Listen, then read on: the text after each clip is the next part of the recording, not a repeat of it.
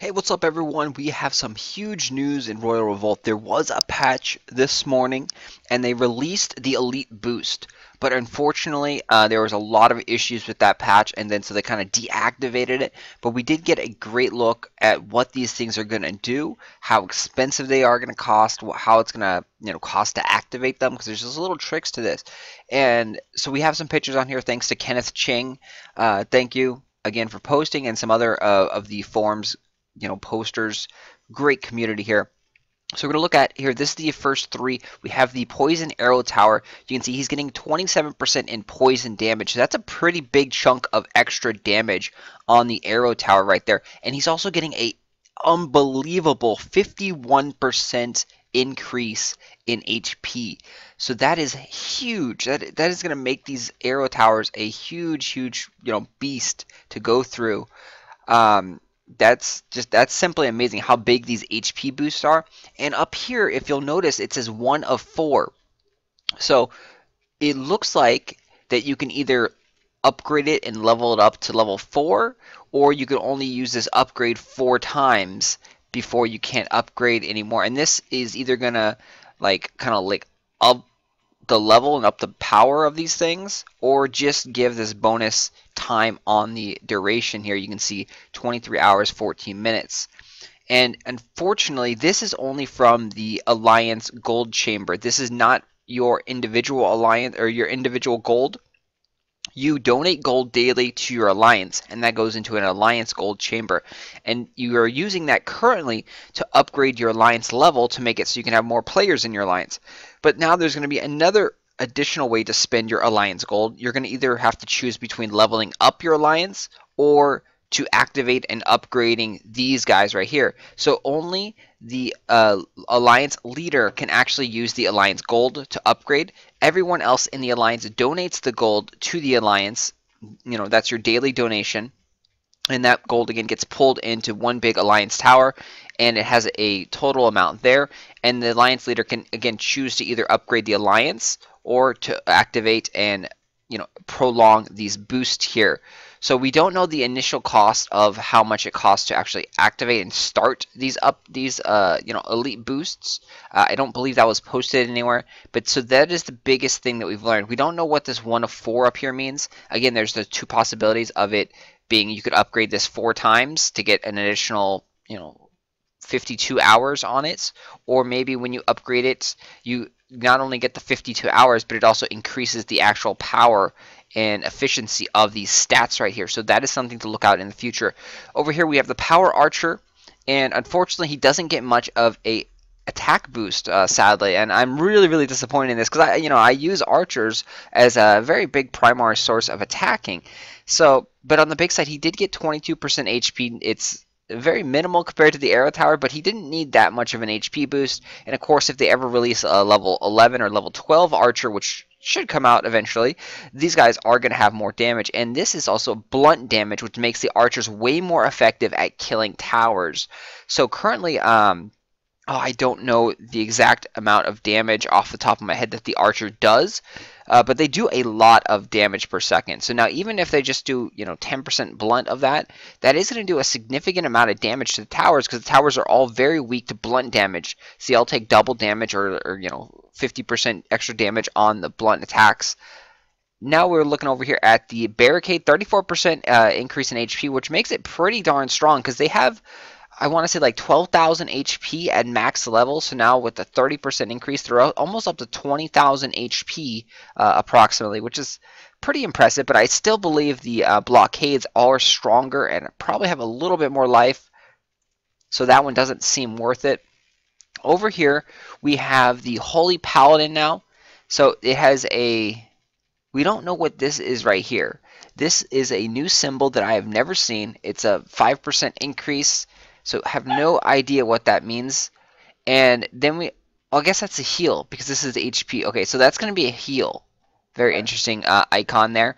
So 5% HP heal every second, I would imagine, which will help keep them alive, but it's not going to be that effective. And then 16% increase in HP. They do have like 3,400 HP or so. So that is, minimal actually increase. It's not much. Surprisingly, they didn't get a really big increase. So this one I don't think is really going to be worthwhile to be using. Now we go over to the Frost Trap here. Frost Trap, 10% extra damage with ice. So still the spikes really don't do much damage. Adding ice damage on them isn't going to do much.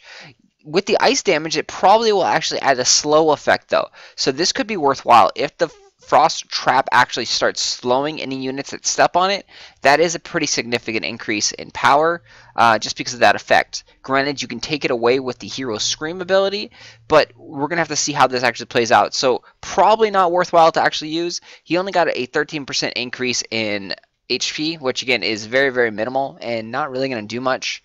So again, the spikes are definitely needed in a huge buff, in my opinion. Over here we have the Ogre. So 53% stun. Not sure exactly what that means because he doesn't really stun. So now if he's getting a 53% chance to stun every time he hits, that could be big. But we have to see this in practice. So that could be, or maybe he has a innate ability to do like a lightning strike like the Mummy. We don't know. It's very hard to analyze on the Ogre right here. He did get a 13% increase, which is a decent amount because I think he has like 13,000 or 11,000 HP, a ton of HP. So that's going to be an additional 1,000 or 2,000 HP boost right there. And they are pretty hard to take down as well. Looking over here, one of the towers that got a huge HP boost is the Bomb Tower. And it increases its range by 11%, which makes it the longest ranging tower in the game. And it also got a whopping 51% increase in HP. Can you say wow? We're not sure how much HP a maxed out bomb tower has, but this is significantly going to help all the lower level players if their alliance has bomb towers upgraded, because you're using arrow and bomb towers in the beginning of the game, and having an additional 50% HP is going to slow down your opponents and prevent them from stealing a lot of your gold. The ranged is a really cool feature, but it's not going to be as significant as like the HP boost because you're not going to be seeing bomb towers higher up in the leaderboards. They get outclassed. Even with these boosts, it's still going to get outclassed by the Skull Tower that shoots out like 7 or 8 bombs at 1 second or 2 seconds, whereas the bomb tower shoots out only 1 bomb. And again, that 1 bomb is slow. You can easily kick it back. So even with the added range, it is still not really going to be, I don't think this is going to be that worthwhile to pick up unless you have a really high alliance like level, and then you have a lot of low members that are still using the bomb tower. Looking over here, this is probably the best upgrade in the entire thing. We haven't got to the werewolf yet, but this one I believe is going to be just a monster. So you can see it's a straight increase of 21% more damage.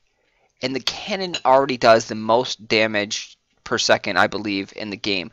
It is huge. Well, not DPS, but in one shot, the cannon will do like 4,000 or 5,000 damage. So now it got an upgrade to level 7 or level 8.